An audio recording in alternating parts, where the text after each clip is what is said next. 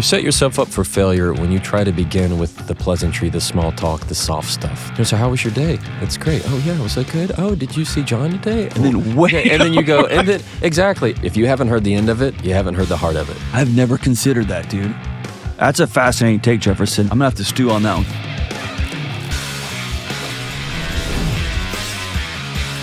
one. What in the world is going on? This is John, the Dr. John Delony Show. So grateful that you are with us. And dude, you are in for it today. You're in for it today. Today is a special, special day for me. I sit down with my friend. We're running it back with the great and powerful and almost all-knowing Jefferson Fisher. Millions and millions and millions of people follow him on the internet. He is a licensed attorney in the Houston area in South Texas, and he's got a thriving practice. And a few years ago, he got in his car and started making helpful little notes for people to use on how to communicate well, and it exploded. And we had him in 2023. It was the top episode of the year. And he has a brand new book coming out called The Next Conversation. It's an outstanding, outstanding book, how to argue less and talk more. One of the most common questions I get on this show is, how do we communicate better with our spouses, with our kids, with our romantic partners, with our bosses, with our friends, with our neighbors? Man, in this conversation, we get into some details on how to have hard conversations. We also do a lightning round where we take your questions that y'all sent in via social media and we answer those. It's an amazing conversation. I walked away, I learned a lot, and I can't wait for you to check it out. So buckle up, pull out a pen and a paper, and enjoy my conversation with my great friend, Jefferson Fisher. I want to talk about the 4 most popular questions we get on the show. Oh, okay. And there's like 5 years of me rattling off answers. And I'm going to hand it over to you because I don't think I'm doing a great job because I keep getting the same questions over and over. Giving me 5 seconds. Got it. All right. So these are 4 common calls I get and they're challenges here.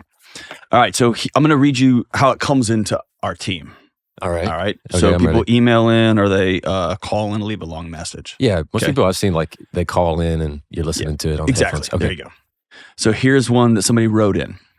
My husband treats me like a maid. I'm a stay-at-home mom, which my husband sees as being unemployed, so he's constantly bossing me around and making messes everywhere with the expectation that I should automatically clean him up because, quote-unquote, I don't have a job. Now he's complaining I treat him like a roommate and I'm not affectionate enough, but the truth is I don't feel affection towards him anymore. He just feels like a mean boss. And so for me, the meta question here is, how do I say what I want or what I need without sounding horrible? One of the biggest mistakes I see, especially in marriage dynamics, is when somebody says, we need to talk. No, I mean, you can text that. Yeah. And nobody likes to get It's off. that That's text. right. We're officially in a fight now. Officially. Yeah, you officially hate me. Whatever that is. Yeah. So if even if you're in the same room, you're texting, you say, we need to talk, period. It automatically goes, somebody's dead, or I might as well be. It's going to be me here in a little bit. What happened? And you're always looking for the worst thing. There is a sense of tension when you use the phrase need to. As like, you need to go sit down. You need to go do X, Y, and Z. And all we do is get defensive. And like, oh, well, what you need to do is. Right. And so we want to match that behavior. And I feel like it's a way of asserting dominance. Sometimes it's like, you need to go sit down. You need to go watch your mouth. And so anytime you get that, you want to make sure you don't lead with any kind of phrase that says, we need to, or I need to talk to you. It's going to immediately draw out the spikes. Instead, you need to begin with, can we? Can we talk about something that's important to me? Now it says... It's an invitation. Now we say the rules apply to both of us. When you say, can we? So if it is, let's say for this particular caller, can we talk about something that's important to me? Mm-hmm. That's number 1. Number 2, you need to tell them where that conversation is going. Mm-hmm.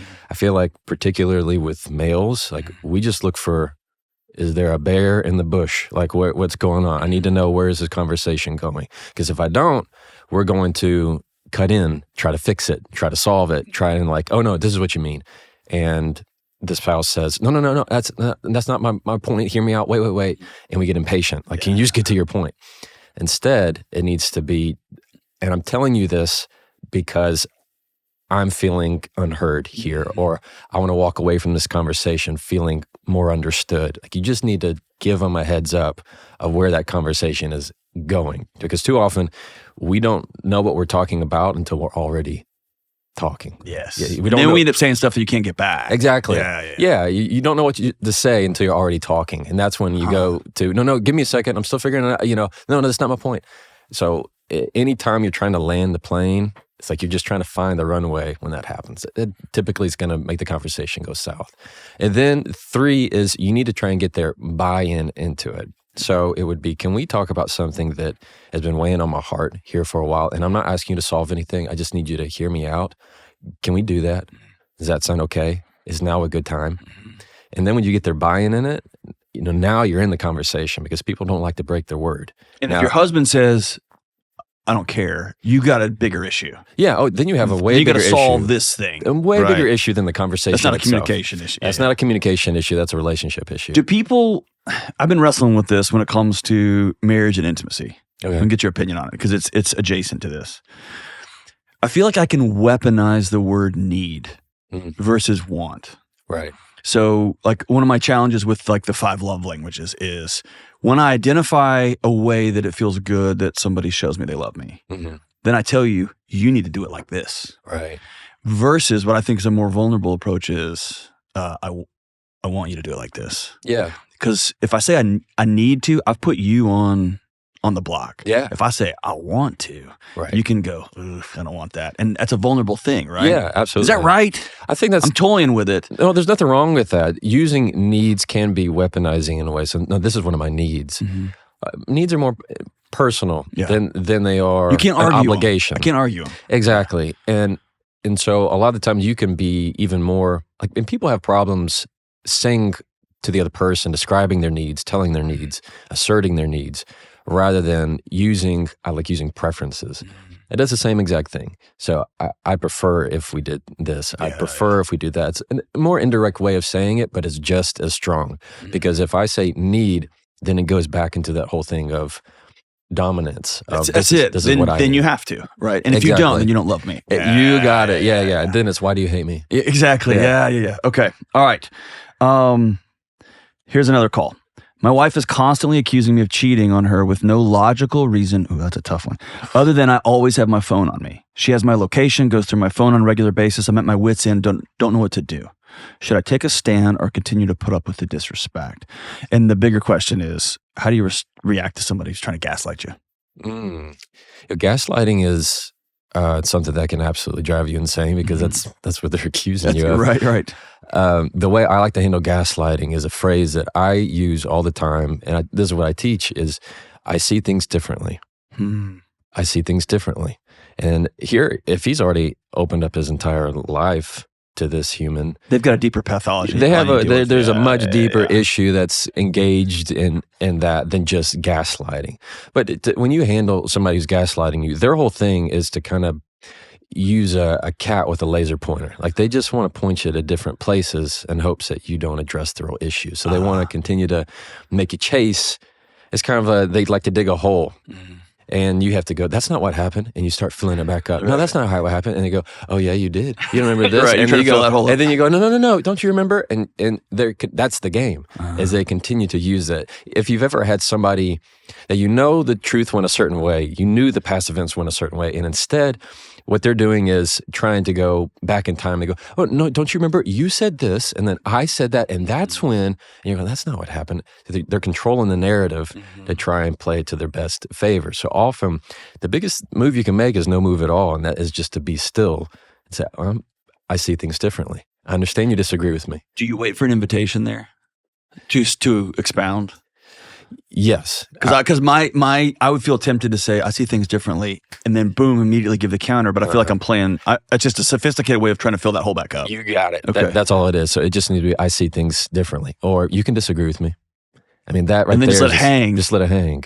You just stop because that's much more powerful than that's not what happened. Don't you remember? And you're trying to like prove it. All you're doing is just giving them more string to make a knot with. Instead, if you just say you're free to disagree with me. Period. Pause. Nothing. What are they going to do? They have to go find another hole to dig. And then they're just going to get tired. Third one, how do I get my husband, and we can edit this out if you don't want to go this way. I just get all these kind of calls. Yeah. How do I get my husband to try new things in the bedroom, to switch things up, to spice things up? Usually it's the opposite problem. It's the man saying, we never do X, Y, or Z. I want my wife to be open to new things. But for us, it's the opposite. I'm not sure what to do. I feel like we're at a stalemate. He seems very closed off and isn't just really interested in me anymore. And so the bigger question here is, I think it's two questions. One, how do you approach a topic with your partner that's highly sensitive, that you know you're pushing on a button? Yeah. You've gained 40 pounds. You're not coming home anymore, and you and I both know what that means. I want to try some things romantically. And then I guess the second question is, I guess reverse, how do I bring up a topic that I know, like tears are right here? Right. Or that heartbreak is right here, but I got to put on the table. Yeah. So the answer really for both of those is almost the same. Okay. You set yourself up for failure when you try to begin with the pleasantry, the small talk, the soft stuff, the fluff. When you can come into the conversation and let's put it in a scenario. Maybe not in the bedroom context, but let's say you have something sensitive that you're going to say. And you begin with, so how was your day? That's great. Oh, yeah, was that good? Oh, did you see John today? Oh, that's wonderful. And then and then you go, and then, exactly. And then what happens is you hear this. Did you hear John today? That's great. That's crazy. So listen, I had, right there, that's it. That's the transition. You heard it. So listen, and then all of a sudden, everybody knows the temperature in the room has gone down. Now it's, okay, where's she heading with this? I'm feeling like there's something that is hidden from me. You're trying to get to the point of, I want to bring up this sensitive issue. All they hear is, I'm so bad. I need to get defensive right now. I'm not so bad. Right. So they need to put up. Instead, you need to just lead with the hard talk. So if it is, this is what I like to say. Let me put it in some business context real quick. So if somebody's calling me with bad news, like on my team, they are to say, you're not going to like this, like right out of the gate. Yes. As soon as I answer it, you're not going to like this. I go, okay, what we got? Going to deliver it to me. When you can say things like, this is going to be a difficult conversation. This is going to be hard to talk about. This is going to be uncomfortable for me to bring up. This is going to be, I'm going to be vulnerable telling you this. Whenever you can just try and prime the conversation with exactly what it's going to be, this isn't going to be fun for us to talk about. Then you get into the conversation rather than trying to come at it indirectly with a whole lot of fluff where it's just going to work up their anxiety because they don't know where you're going throughout all of it. So that would be the biggest takeaway. So if you're saying something that you want to have like a very sensitive discussion, let's say it is about things that happen in the home, then I would prefer that you lead very much with the hard intro, and that is, this is something that's going to be important to me.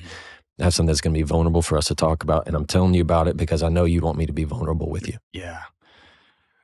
I often find in relationships, especially romantic relationships, that the phrase, we need to work on our communication, is proxy for, they're not doing what I want. Yeah, when they say we, it's usually like you got a mouse in your pocket. He needs to work on his communication. Exactly, yeah. Or how do you help the person in this case? She already feels like an oddball. Right. She already feels like there's something wrong with her, right? And so that makes the conversation more personally sensitive. And she's not getting the answer that she wants. At some point, it feels like, oh, I just need to say it in a different way. Right. How do you teach somebody to exhale and say, no, you got the answer that you got? Yeah, it's hard to teach.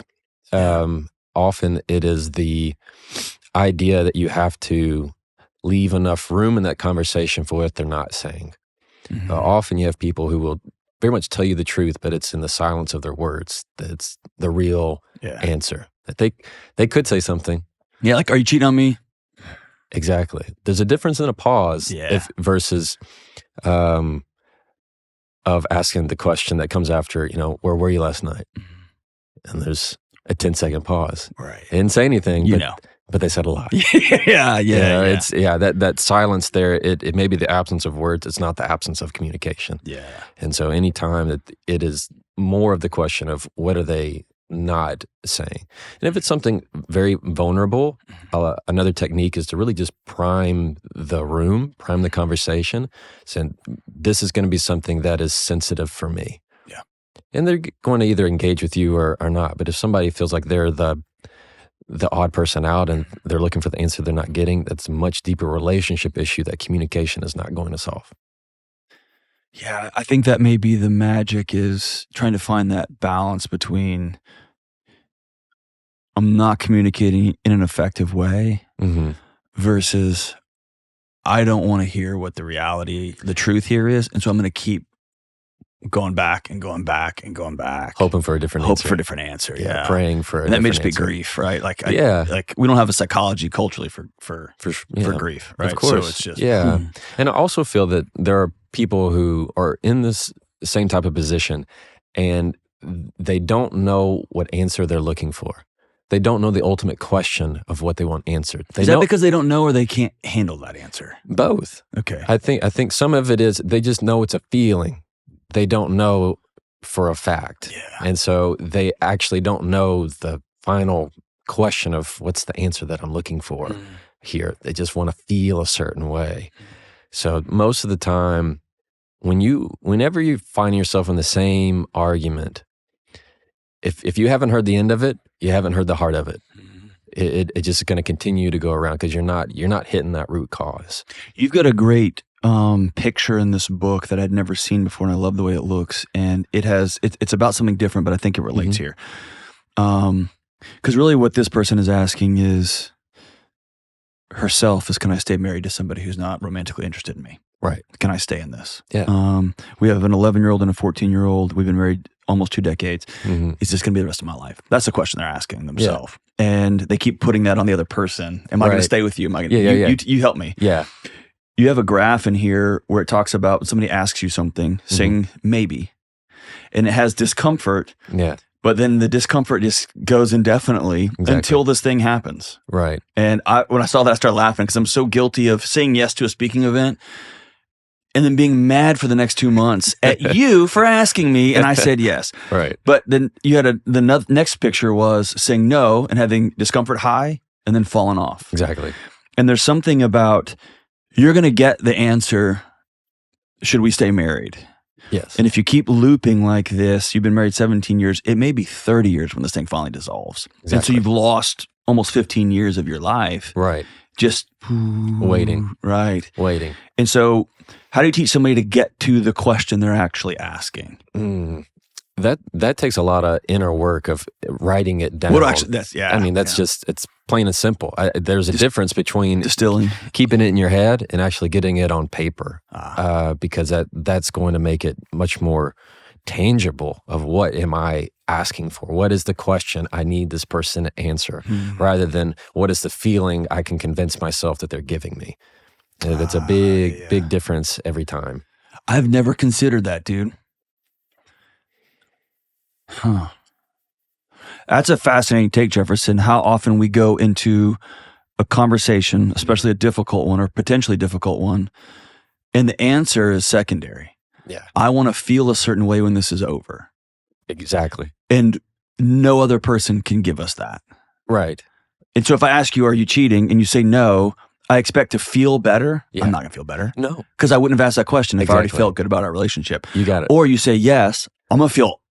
And so there is no way that conversation can win. Yeah, absolutely. So if you ask that hard question, are you cheating on me? And the answer, and the amigo go, no. The answer to your question, that didn't make you feel any better. Because you weren't looking for a conversational answer. You're looking for a feeling. You got it. And so you got to extract that out. Yes. And so the person can't give you feelings. And that's all something you have within yourself. I can't make you feel a certain way. Right. You know that conversation. Yeah. And so it's the same thing when they answer the question, but yet you still feel it. Like I need that feeling. I need that vacuum from you. Give me all the feelings where I feel comforted. Yes, let me feel good and safe and secure. You're not going to get that, not in the way you ask that question. Dude, that's profound. That means I would almost recommend somebody hold off on what I would say like the buck stops here conversation until like you write about eloquently until you know exactly what you're asking. Yeah, and how you want to feel after it. Yeah. Because it can be, even when you get the answer, it can feel very hollow. Yeah. Because they're not going to give you what you were looking for. It was the feeling you were chasing. Okay. I'm going to have to stew on that one because I think that's a huge chunk of the marriage conflicts I enter into sitting with people is I wanted to feel a certain way. And it's like, what? Yeah. I want you to feel like you're connecting with me, be on the same page. But it's like, I'm answering your questions. There's no answer I can give you to help you feel. Yeah. I answered your question. What are you talking about? What are you wanting from me? Yeah. Dang. Okay. Last one here.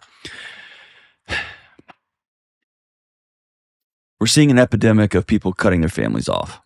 I think 1 out of every 4 questions we get on the show has something to do with, and again, I'm going to put abuse way out here, right outside the bunker.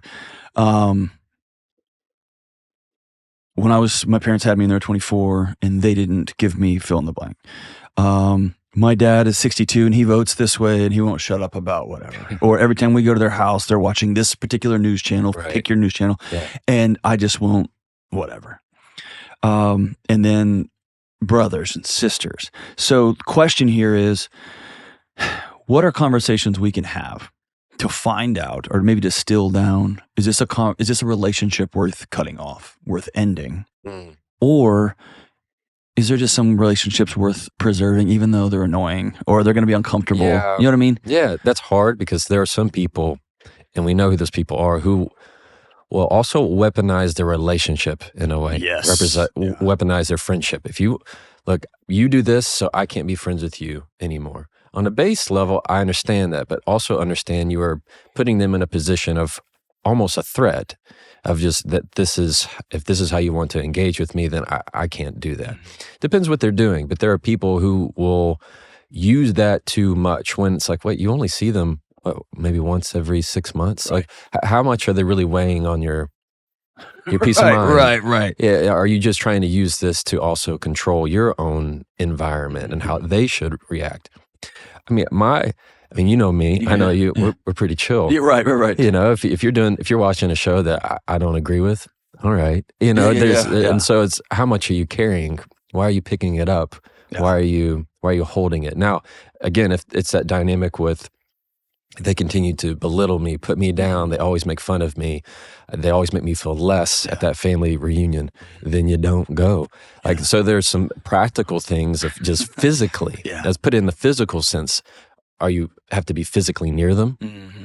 Do you have to choose to be around them or talk to them? I mean, those are some of your base levels. But you're talking about in person. Like, so much of this nonsense happens in the imaginary zeros and ones world, right? Yeah. Like, I hate you because of things that you hearted on somebody else. Oh my gosh. You're right. It's just this domino effect. Right. Yeah. Yeah. I definitely, and I mean, I have my own grandparents that love to use all caps on their Facebook posts. You know what I mean? Yeah. And so it's real easy to go, oh, they just have a different opinion than me, then I need to cut them off. Then this isn't serving me anymore. You can get I feel like you can get really toxic with that kind of behavior when you put up so many boundaries that you can't move. And so you said something that gave me the ick, but I think that was the point. Yeah, we have an ROIification of human connection these days. Mm-hmm. Whereas every person who's around me has to be some sort of net benefit to me. Right. And when someone's quote unquote not serving me. Yeah. For some reason that objectifies friendship and neighbors and parents in a way that's not the way people should connect. Yeah, and that's what I mean about weaponizing. It's they objectify it in a way of, well, this relationship isn't symbiotic. This isn't serving me anymore. I feel like that's a word that is, I get the same ick. It's just not. It's like that's not. Yeah. But there are people who won't take a second. They won't hesitate to use that kind of logic. I'm all for, if there is a line where, let's say you are in a position with a friendship and that person has continually just treated you poorly, turns out they're not a friend, they backstab you, they talk bad about you, cut them off, no problem. Right. I also, from my own personality and how I see life, and I think same way you do, is it's why the quickest way to lose your peace of mind is to give someone a piece of yours. Mm. So you just need to also let them go. They don't have, because every time you bring them back up, you're putting them on the next page of your book. You're putting them on the next page. Leave them in 2 chapters back. You don't have to continue. They're not meant to be in the rest of your book. So it is, you can cut them off, sure, and we can talk about, what are the exact words or phrases, but it all goes into the different contexts. I feel a certain way when people are saying, I need to cut this person off. I go, okay, well, how often are you with them? Is it because they posted something you didn't like? Right. Then what are you carrying? Why are you picking up with something they never asked you to hold on to? Or have you experienced life untethered to your mom and your dad? Right. Because that comes at a cost. Yeah. Even if they vote weird and they've got, over the holidays, my mom was explaining to me about how she's figured out this world. And I was like, all right. You know what I mean? Yeah. But she also, I'm sure I left and she's like, he doesn't even know. Yeah. Right? She's still my mom. He'll learn. Yeah, of course. She's still my mom. And it's her first time to be a mom too. Exactly. It's her first time living this life. That's right. That's right. And so you and I both emphasize the grace that you give other people. Right. How personally you take what they're doing is a direct reflection of how much grace that you're giving them. Right. But that also means, and we'll get to this later on in the show, that's the teaser for to come back, but that means you and I have to be whole outside of that interaction. Absolutely. Because if I need you to serve me so that I can breathe, that's too much weight for another person to carry. Yeah. Right. If I've made myself dependent on your supply, that's a problem. That's a problem because that means I'm using you like a Xanax. I mean, I'm a parasite, like a Flintstone vitamin. That's it. Exactly. Awesome. All right, we'll be right back. All right. This show is sponsored by BetterHelp. Listen, right now, BetterHelp is offering the biggest discount I've ever seen. 90% off your first week now through March 31st. Listen, you've heard me say this 1,000 times. You're worth being well. And I believe that therapy can help. So if you've been on the fence, this is your chance to try therapy for a fraction of the cost. 90% off your first week. And let's be honest, we all spend money on things that we hope will make us feel better, like streaming subscriptions, new clothes, gym memberships, organic groceries. Some of y'all are even essential oil people. But when it comes to actually digging in and getting real about our mental and emotional well-being, we hesitate. Please hear me. Your mental and emotional health is just as important as your physical health. And I know actually going to therapy can seem like a huge first step, but it's more accessible than you think. BetterHelp makes therapy more convenient because it's online and you can talk with your therapist when it works for your schedule. Just fill out a short online survey to get matched with a licensed therapist, and you can switch therapists at any time for no extra cost. Your well-being is worth it, and this offer makes it easier than ever to start. Right now, BetterHelp is offering 90% off your first week of therapy now through March 31st, 2025. This is the biggest discount we've ever offered on this show. 90% off your first week. Visit BetterHelp.com/Delony to get started. That's BetterHelp, HELP.com/Delony. All right, good folks, the modern world exposes us to things that were unheard of until just a few decades ago. And I don't mean lame AI influencers or scrolling and scrolling and scrolling. I'm talking about all the screens in our homes, in our offices, fluorescent lights, EMFs, these things that can affect our mood, our sleep, our anxiety, and more. And that's why I'm so excited to partner with Bond Charge, a world leader in red light therapy and EMF blocking gear. I use Bond Charge products literally all of the time, every single day, and I love them. And here's why I think you'll love them too. Studies show that red light therapy can help boost your mood, reduce stress, and help with sleep. Red light therapy can also help you recover from aches and pains, transform your skin, and even help with cellulite and stretch marks. My red light therapy panels, the infrared sauna blanket, the EMF mat, and more have become a cornerstone of my health and wellness routine. I use them every day. And I want you to check out Bond Charge's other amazing products like blue light glasses, EMF protection products, infrared sauna blankets, and 100% blackout sleep masks and more. Go to bondcharge.com/Delony and use coupon code Delony to save 15%. That's BONCHARGE, bondcharge.com/Delony, and use coupon code Delony to save 15%. Go check them out. So, talk to me about this book, dude. It's awesome. Thanks, man. It's fantastic. Thanks, dude. I was hoping it was going to be terrible, and it's not. It's really good, man. It's frustratingly good. That's funny. Tell me about it. How'd it come about? It came about, I never thought, John, I'd ever write a book. Of course, ever. yeah. I just never, it was never on my bingo card. And when I was posting my content, the stuff on Instagram, I would just have these comments, if you need to write a book, please write a book. I go, well, I guess I need to write a book. So I Googled, how do you write a book? Yeah. I mean, so I've been through that whole process.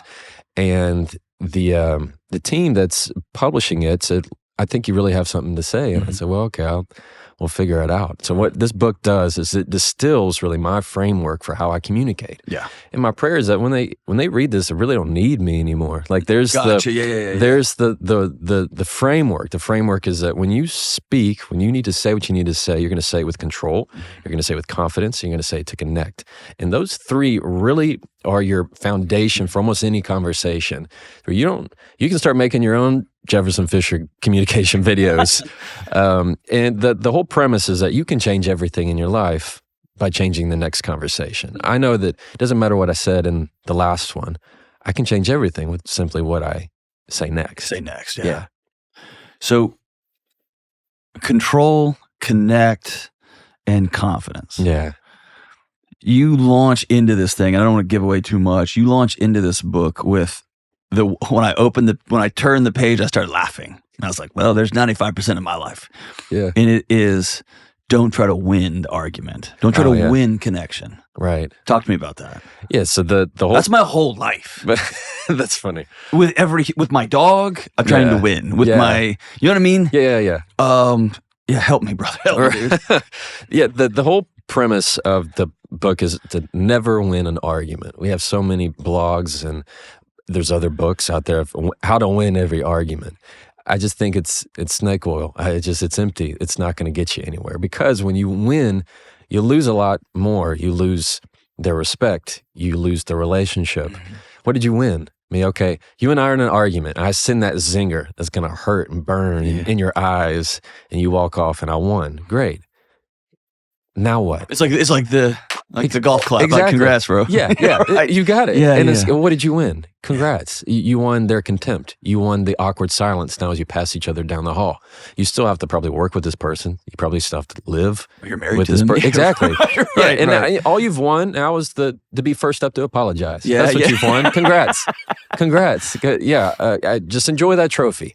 And so the whole premise is to never win an argument, because you'll start to lose the relationship. And what you need to do is stop seeing arguments as something to win and as knots to unravel.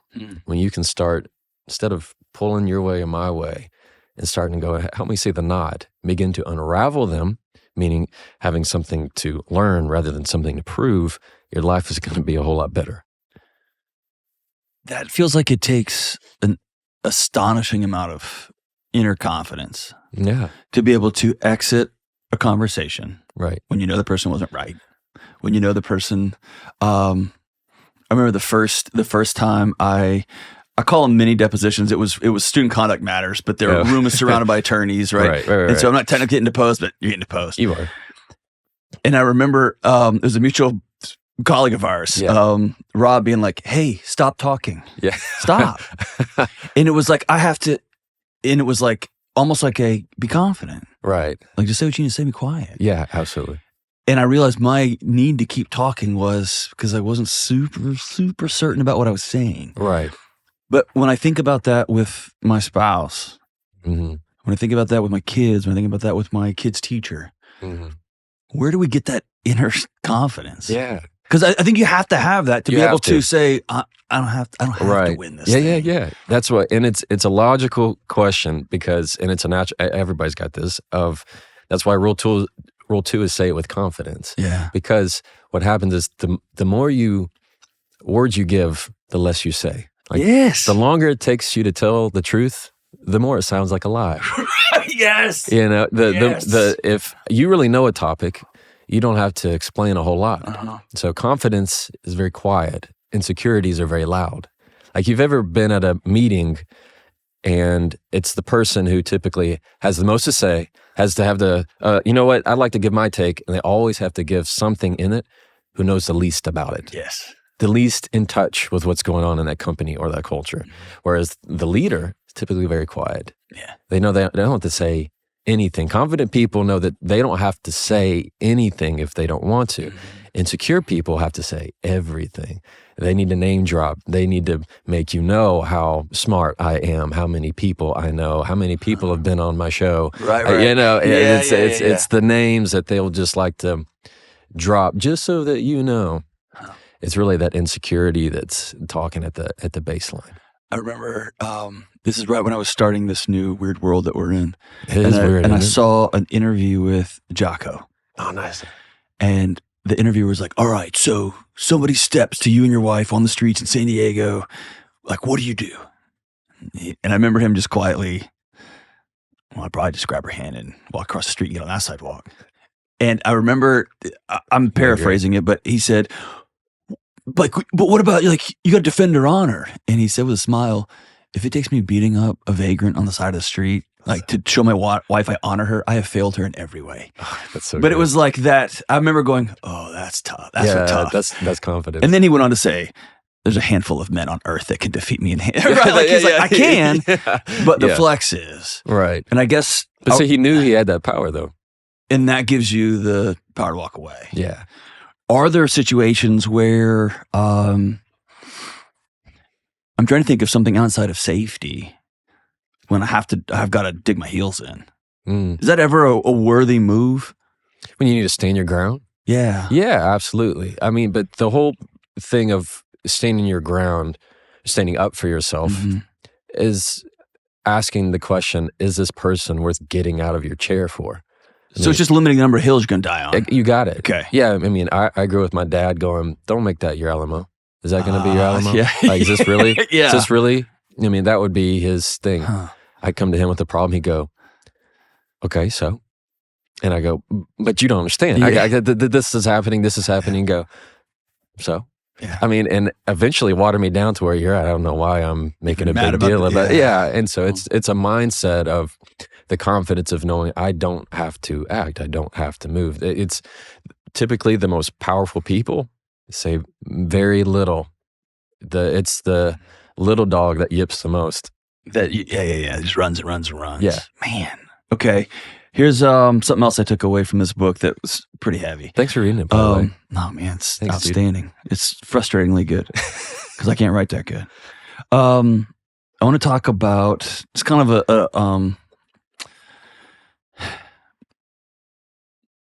I'm going to bridge the gap between that question and the next one. Okay. How do we try not to win everything in a world that's always competing with us?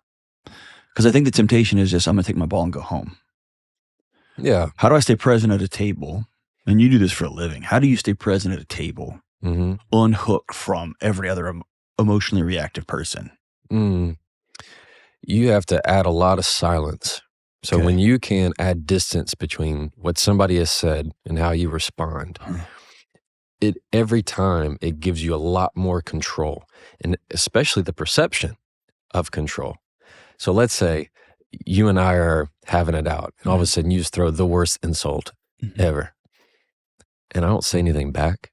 It's the worst, man. It's the worst. I mean, like, it's like hitting somebody and they just look at you. Yeah, exactly. It's Will Smith and Chris Rock. He hits him and he just looked at him. Yeah. And I was like, oh, that's bad. It looks bad. It still looks bad. It does, but it will reverberate. Forever. Right. Yeah. And so when somebody walks himself out on a plank and you just let them hang there, I mean, that's where you really have your sense of your power move of using silence, because they know that they walked off on that ledge.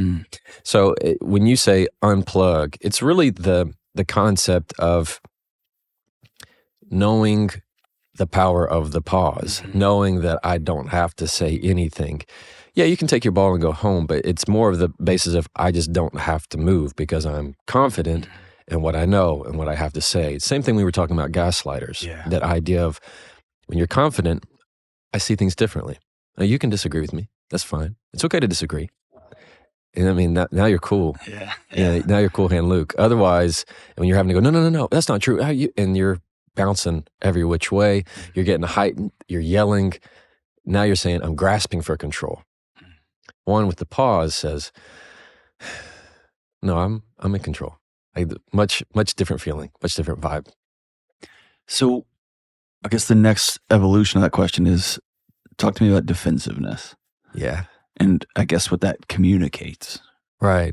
Funny thing about of defensiveness is it becomes this cycle. So you take something somebody says a certain way and you don't like it. So you get defensive. You say something defensive. Well, in turn, the other person gets defensive and now you're convinced you're under attack. And so like it becomes this loop, what I call a self-fulfilling prophecy, that you say, hey, I thought you were mad at me, kind of thing. You convince yourself that you were mad at somebody. When you get defensive, it's like locking the door in your room and then being mad at somebody that they can't come in. Like, they should understand me.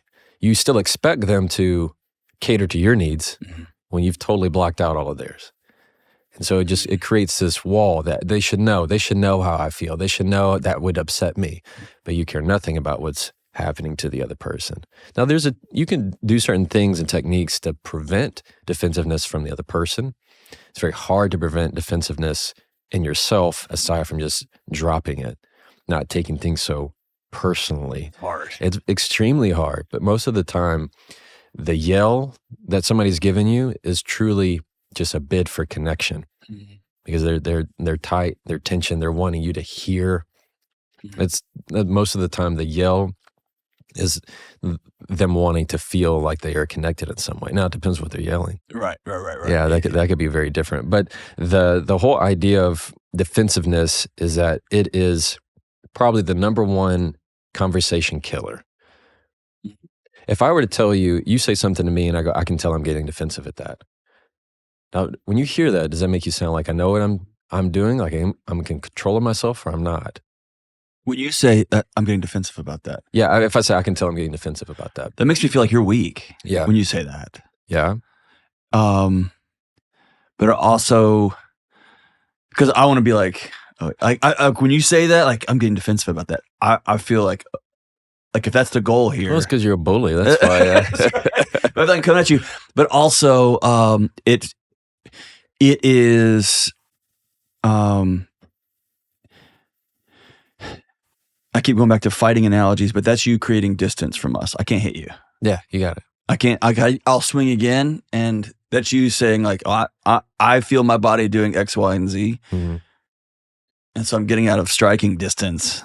And as a guy that's trying to fire you up, that annoys me. That's a great metaphor. Right? Yeah.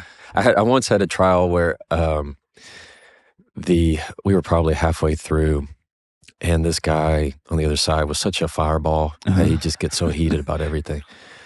And halfway through in a break, he goes, "Man, I really don't like you." I said, "Oh, that's okay."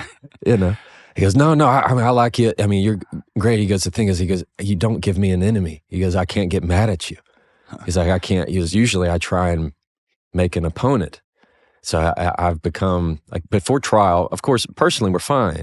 But when it comes to courtroom, yeah, you put the gloves on and get after it. It's like I'm the opponent, and so he wants to feel justified in saying mean things, and this other side, and they're the enemy. But I never gave him that because I didn't deserve it. I hadn't done anything rude. I was always continuing to be kind and this like just water off a duck's back kind of thing.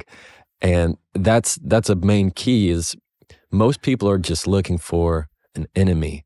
When it comes to conversation, they're wanting to find a way to be mad at you. So I would say the next derivative then is actually, I don't know if they're looking for an enemy as much as they're looking to feel justified being in a soup of their own feelings. Yeah. And the way they can feel justified in feeling miserable is if it's your fault. Perfect. You got it. That's it. Okay. That's it. They want to they feel a certain way, so they need to dump it on somebody. And you happen to be the living thing in the room. All right, so that distills down. Can I tell you what the biggest thing I left with this book? Yeah. And disagree with me if you're like, that's not really what I meant. This may be one of the top 3 or 4 countercultural books I've ever read. Oh, that's awesome. Okay, Thanks, here's man. what I mean about that. Yeah. I don't know that I've read a book in the last 10 years, maybe Arthur Brooks, that I closed the book and thought, Jefferson sees more capability in me than I do.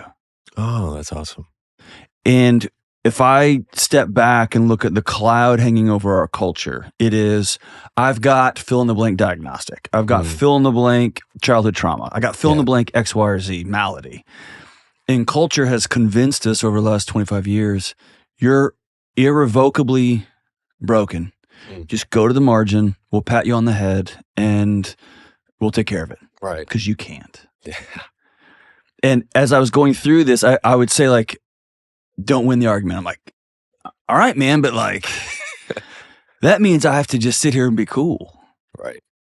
And I know me well enough to know that means I got to still go see a counselor. And that means I got to get with my wife once a week and plan the week out so that I give her some peace, so that I can have some peace.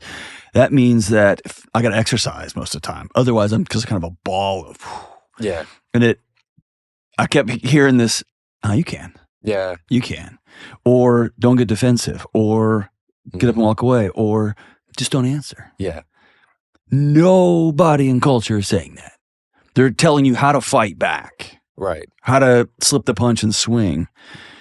And so a statement I've been making over and over recently is, and it's just me, kind of a refrain that I'm repeating to myself, is I'm not solving for net worth. I'm not solving for the greatest sex.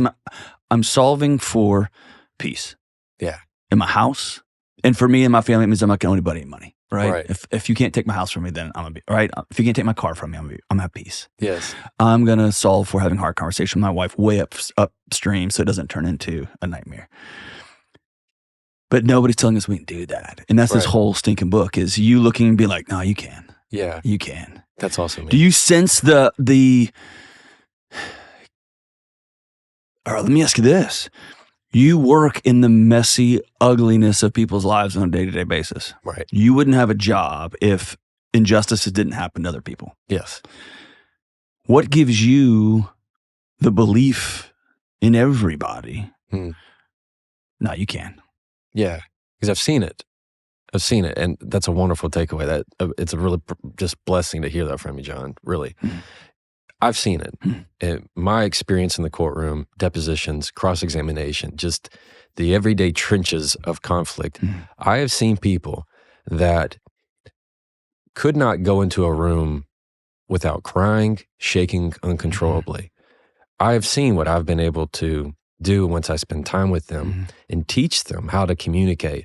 By the time that they're on the deposition, when they're on the stand in the courtroom, you would never have even known it. And it's like, I know it. I know that they can, because I've seen the transition by just a few phrases of letting their breath be the first word. That's a great story. I want to give it away, but that woman that's a great story. Yeah. And it's just little bitty things like that where I've been able to see them transform into everything about them simply by what they say next. And by putting them in a position to where, rather than trying to control other people, the magic happens when all they need to do is control themselves, and magical things happen. And it's a message that I don't believe that culture is really talking about. I never really thought about that until you just said that. I guess it is very counter-culture, very counterintuitive. Well, you do a good job here of talking about, like, when your body goes to fight or flight,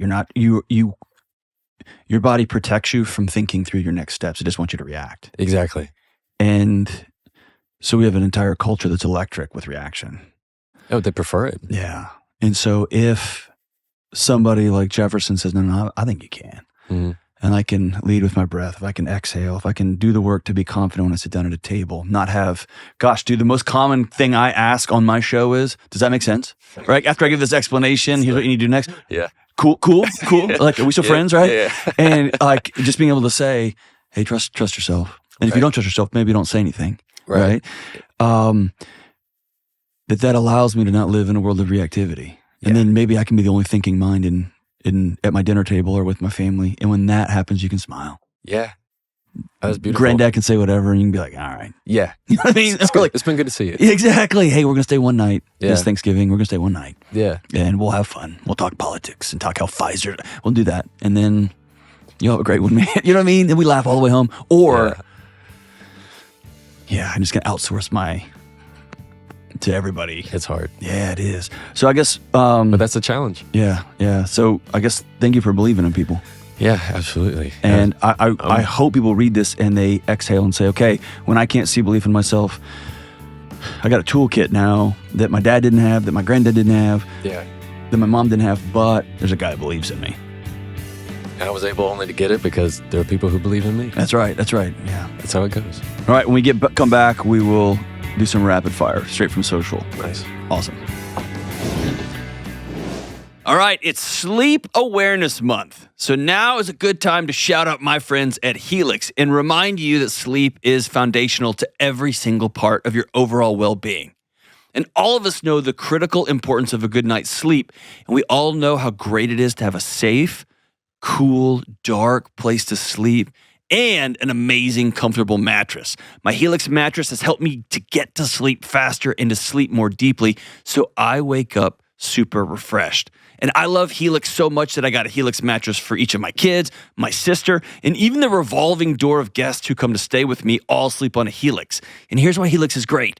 They offer a mattress for every person's different sleep style.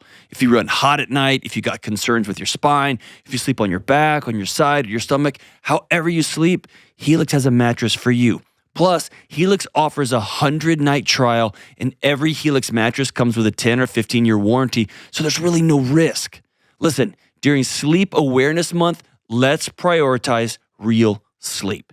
Get online and take the Helix Sleep Quiz just like I did, and you'll find the perfect mattress for yourself in about 2 minutes or less. Go to helixsleep.com/Delony today for 25% off site-wide. That's 25% off everything site-wide at Helix, Helix, helixsleep.com/Delony. With Helix, better sleep starts right now. I reached out to people on social media, my favorite place to hang out. I'm not great at it. You do fine. I do fine, but you do great. What's wrong with you? I appreciate it. I'm good. I'm working on it. You really do. I've been watching your stories. I always heart your stuff. You are. Gotta tell you, occasionally I'll be like in my car, I'll be getting out and be like, I got something. Not gonna do it in the car. I'm not doing that in the car. Why not? That's like coming into your house and no way, dude. I got plenty of room. I love it. I'll sit in the. I'm gonna start doing that. I'm gonna start doing it in the third row. Let's do it. That's so awesome. All right, here's the social questions rapid fire. You ready? Right, I'm ready. I posted a picture of us and said, "What questions do you want me to ask Jefferson?" And I have no idea what we're asking. No, this is live. I love it. Live. All right. What are your go-to open-ended questions to help people open up? This is a good one that I like. I got this one from Chris Voss and Lewis Howes. I think Lewis got it from Voss, who's the mastermind. Who's a fantastic guy and friend. He's the mastermind. Is opening with, what's the chance? Yeah. What's the chance we can talk about X, Y, and Z? What's the chance you'd be willing to go with me to do where? That's a wonderful open-ended question. For people curious, open-ended questions are questions that don't assume the answer. Like, where did you go yesterday? You can go anywhere. A close-ended question is, did you go to the store yesterday? Mm-hmm. So close-ended question assumes what the answer is. If you only have a yes or a no response, it's a close-ended. You want to open it up to get them talking. You can also begin your stuff with what or how, but don't begin it with why. And I would add on to that, unless you're doing a murder investigation, don't ask. Don't. Yeah, for all you out there. For all you not investigating murder, don't try to catch people in lies. Life's too short. Your kids, your spouse, like, you know what I mean? There's something about, where were you last night? If you know you're at the store, lead with. Yeah, if people feel like they're walking into a trap, and in fact, then later you spring the trap, you just lost trust. Forever. Forever. That's all you've done. It's not like you've proven your point. You've just, Okay. All right. This one's kind of close to home, kind of cool. I'm a 1L. I'm a first-year law student who is doesn't like conflict, public speaking, and gets flustered easily. What are some tips? Well, if you're in law school, I would still, I'm sure your law school has advocacy. First of all, this is very transactional, like answer, but your school probably has advocacy teams. I highly encourage those. They're a great way to learn and do any of that. If you get flustered, understand that that's probably just a sense of your nervous system. You need to be much more available to adding your breath. Breath is what's going to control those nerves.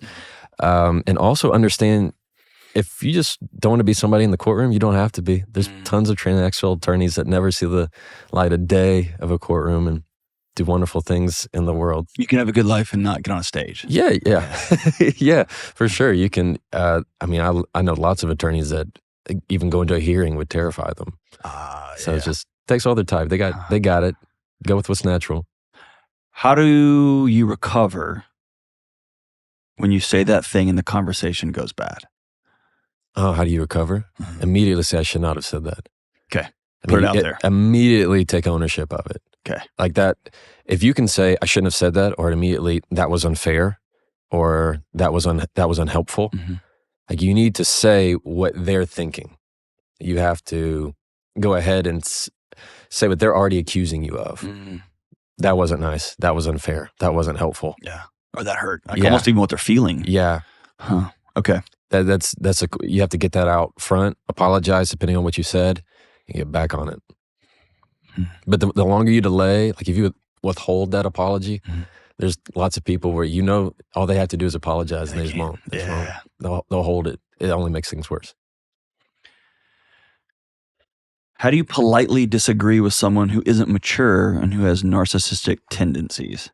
Well, let's just put it as, how do you disagree with really anybody? Okay. I mean, you can disagree with a narcissist versus, it's the same thing. One is, like we talked about, I see things differently. Another is, I lean differently, or I lean the opposite. I tend to lean the opposite, or I take another approach. I take another approach. I was going to say, that one feels right. Yeah, I like that one a lot. To just say, I take another approach. Period. I don't have to justify it. Yeah. I don't have to explain it. I don't have to explain it at all. So I tend to lean the opposite. So I see things differently. I take another approach, or I tend to lean the opposite. The reason why I tend to lean the opposite is a little bit different, because I'm giving them a history of what I typically do. I tend to lean the opposite. That means I'm not just basing what you said right now. I'm just giving you what I'm applying right now is what I apply to everything. So that way they don't feel nearly as called out. You say, this is how I typically handle things, but I tend to take another approach, or I take a different approach. Yeah. This is kind of an aside here. Y'all can edit this how you want. This is an important question that just came to mind. Ready? Is your ability, and I need to mind myself to ask my ability, is your ability to detach and be still, come from a place of, I could eviscerate you if I needed to. Could you play dirty lawyer if you needed to? Yes. Yeah. Because I wonder, I'm going back to that Jocko question. It's not brave if he's not one of the strongest men on earth and has to run across the street. Yeah. Right. It's brave when I could, and I'm going to go across the street here. So as part of this, knowing, I can really hurt my spouse and I'm not going to. I'm going to choose. Yeah. That feels like, I don't know, there's something about it that makes that more powerful. Like, you need to mind yourself and know how you can hurt people so that. Right. Yeah. I know that if I had to play what, as you term, dirty lawyer. Yeah. Mean lawyer. Yeah, mean lawyer. I could say things that would like hurt your childhood. Yeah. But I have also had the wisdom poured into me from my family, my dad, my mom, and my walk of knowing that's a very lonely, empty road. Yeah. And so the power of detachment is a true power. When you can see conversations happening and kind of step outside yourself, like you're watching them in a movie theater, where you're just eating popcorn and seeing how the other person's reacting. You get to see yourself. Yeah. But it's not a detachment from cowardice. No, it's not a detachment from strength. Yeah. You got it. It's not a detachment from cowardice or from the conversation. It's a detachment of reactivity, needing to win. Yeah. Okay, a couple more. How do you politely disagree? Oh, we already did that one. All right, a couple more. Advice on respectfully shutting down rude or manipulative comments from elderly parents. Oh, from elderly. Okay. So if anytime somebody's saying something that you need to shut down, you can't walk on, biggest thing is you cannot walk on eggshells and be like, oh, let's not say that, please. If you're trying to, those kind of people will feed off of that. They'll try to lean to that anymore or even more. Instead, you need to stand exactly where you are instead of saying, beginning your words with you, like, you can't talk to me that way. It's I don't accept that tone. You can't yell at me. I don't respond to that volume. Yeah. So whenever you can, instead of beginning it with you, begin with I, magical things can happen. You can figure out how to do that with almost every single phrase. Instead of beginning with you, beginning with I, because you can't control what they're saying. You can control their comment, but you can control yourself, beginning with I, and then you can quickly lay a boundary on that. I don't respond to those kind of comments. That almost feels like a way to. It's a stiff arm. I'm just taking a step back. It is a very polite stiff arm in a way of you don't understand where you're going with this. I don't respond to those kind of comments, and if you keep saying them, this is the end of the conversation. And I think respectfully shutting down rude or manipulative comments from parents may come with consequences. May come with the holiday's over, right? Or may come with, we're not going to go out to dinner tonight. We're just going to go eat back at the hotel. Yeah, right? For sure. And I think people want to be able to, what's a magic way to say this so there's no consequence? Right. That doesn't exist, right? It doesn't exist. No, because you never know what they're... I can't control what they're going to do. Yeah, you never know what they're going to say or what the comment is or what the context is. Maybe it's probably something related to when you were a child that's triggering to you and they didn't have, maybe they didn't intend to it. I mean, when you can ask the question, did you intend to upset me with that? Did you mean for that to upset me? Like when you can ask the question back, instead of a response, turn them into a question. So instead of like, oh, well, that hurt, that was rude. Did you mean for that to sound rude? Did you mean for that to hurt me? Did you mean for that to embarrass me? It just sounds like someone shot you and it just bounced off. Exactly. Like, yeah. Oh, is that, that's so like, yeah. It's just so dismissive in a powerful way. I'm going to say this real quick. On my way here, when I left San Diego, the way the airport's structured is, I just wasn't paying attention, but they have two separate wings to where I went all the way through security in one. I was like, where's my gate? And I keep walking, and I walk out of that entire terminal, and I have to go realize I have to go through security and another part of it. And I turned around, and there was one of the TSA ladies. And I said, oh my gosh, I think I went through that. I got to go through this all again. And she said, well, you should have been looking at the signs. We had lots of signs. I said, well, yeah, I guess I should have seen the signs. I didn't see them. She goes, no, it's your fault, sir. It's your fault. Dead serious. This is what she said to me yesterday. And I just stopped and I said, did you feel better saying that? And all of a sudden she got red. She goes, I'm sorry, sir. You're right. I'm sorry. I was frustrated. Yes, sir. Like it was just a totally different. It's like that. You can't let it penetrate. Yeah. But there is something important sometimes to occasionally turn and just hold the mirror up and be like, is that what we're going for? That's what you got it, and that's the whole point of asking those questions. You become the mirror. Yeah. And you can if it's really bad, you can ask them to repeat it. Yeah. And then they have to be their own echo. Yeah. But when you can say, did you mean for that to be, but also I would say it also clarifies things. Yes. So like in a text message like between me and my wife, if it's, did you mean for that to be short? That saves a lot of arguments. Yes. A lot of assumptions. Yes. Or the old Brene Brown quote, the story I'm choosing to make up is, you're mad. Yeah. Like, no, I'm not mad. I'm running to the bathroom and I just needed to hit send. Exactly. Or should I read into that? Yeah. All right. So before we go, I've got one thing here that I just vehemently disagree with. And this is a glaring error. Yeah, the glaring error. Perfect, yes. In the words of Jefferson Fisher, I see things differently here. So you write this great book. You write on page 4, if you're inclined to believe that I learned my communication skills in law school, don't. Law school teaches you how to apply the law, principles of contracts, but you won't hear a lesson on how to diffuse a heated argument. Law school teaches you how to read the law, not how to read people. I had to learn that part myself.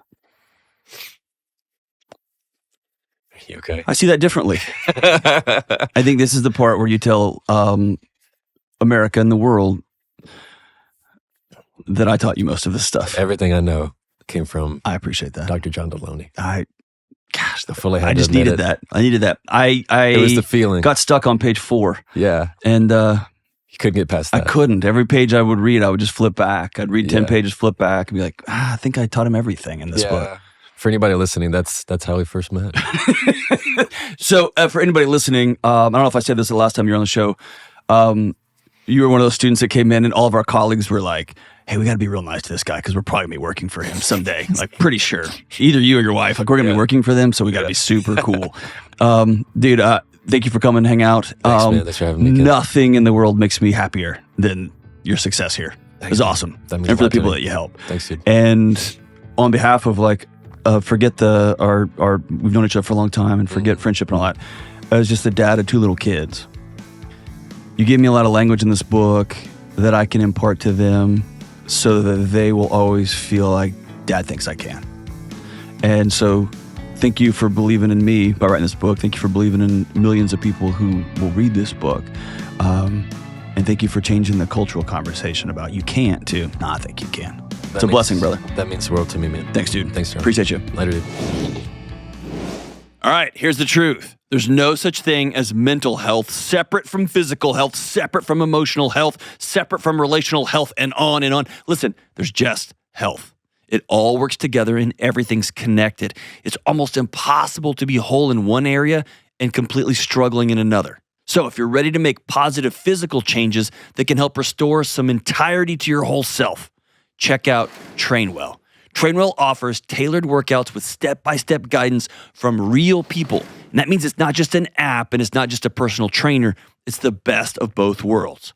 To get started, you just need to answer a few questions about your fitness journey, hop on a chat with an expert trainer to discuss your goals and make a personalized plan, and then it's time for you to get to work. As you complete workouts, your trainer will keep tweaking them to help you get better. And I love the workouts, and my wife loves them, and we both love how they adapt to our travel schedules. TrainWheel takes away our excuses and makes working out easy, and they can do it for you too. If you're ready to start taking control of your physical health, take the quiz to find your perfect trainer at trainwell.net/Delony today. And right now, they still have a special offer just for my audience. $69 a month when you lock in your plan. That's almost 50% off their regular monthly rate, plus 14 days of free training. Go to trainwell.net/Delony. That's trainwell.net/Delony. All right, I hope you enjoyed my conversation with my great friend Jefferson Fisher, and I think it's important to note that he did admit in front of all of you all that he learned everything from me when I was the administrator for 1 year during his grad school experience. He was kind of a floundering student, didn't really know where he wanted to go or what direction he was going to have. And then he met me, and then he learned everything he knows. And so now he's pretty famous. And so I'm glad that he finally admitted all that on the not really. I think I said this in the interview.